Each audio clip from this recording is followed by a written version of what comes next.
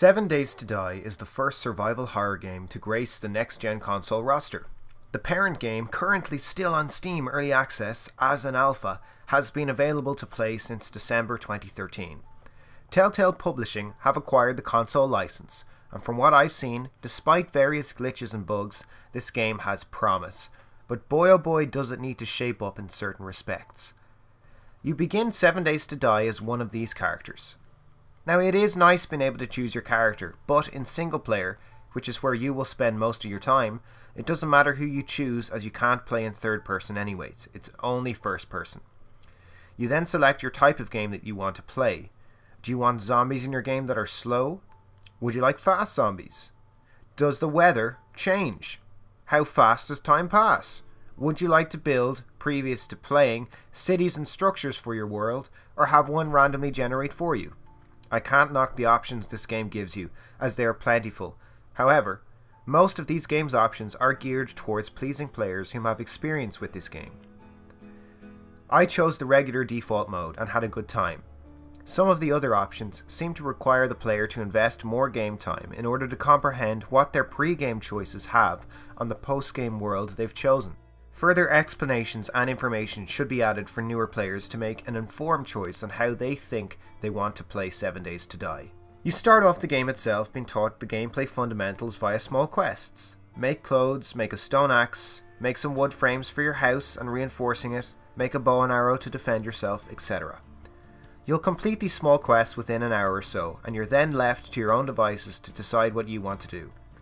This is where the game trails off a lot, and where it conversely begins. Instead of further teaching the player about fundamental gameplay aspects such as gathering food, water, weapon schematics, weapon parts, zombie types, wildlife, and places of interest, the player is left to figure these things out by themselves. Now you can argue that this is a good thing. If you're a person that doesn't enjoy being spoon-fed gameplay aspects and mechanics in games, and instead enjoys the open-ended fun and discovery elements provided by games such as Ark Survival, Rust, DayZ and Minecraft, then I have to recommend this game. I enjoyed discovering, at my own pace, how I wanted to play the game. However, I would have enjoyed a few more tutorial quests to clarify when you need to take antibiotics, when to eat and when to drink.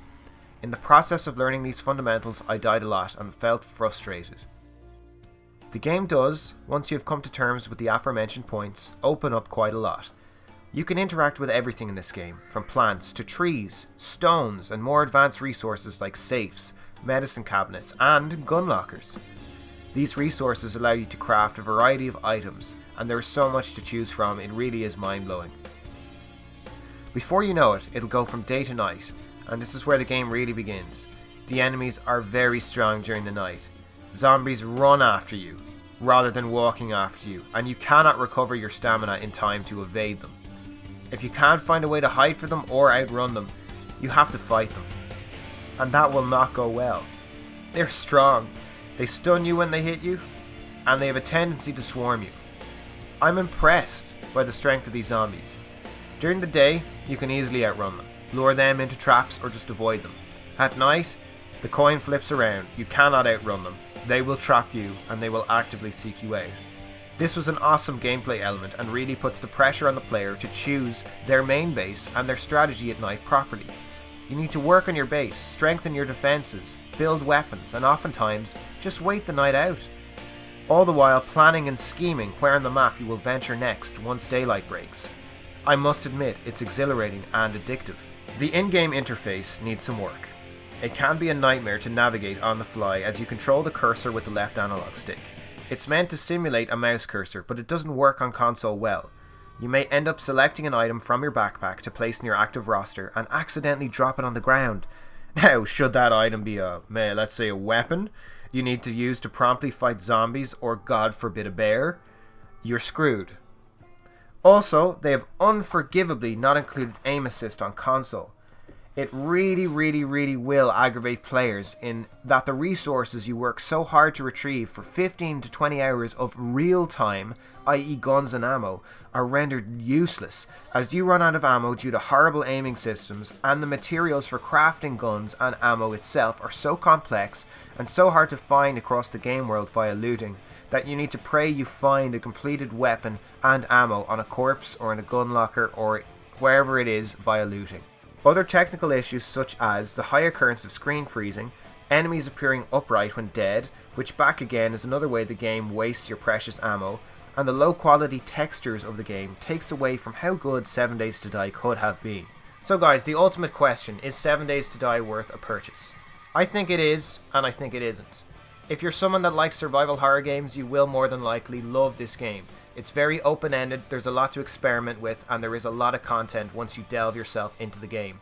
However, if you prefer first-person games where you just shoot zombies, then I would recommend Left 4 Dead 2 over this game.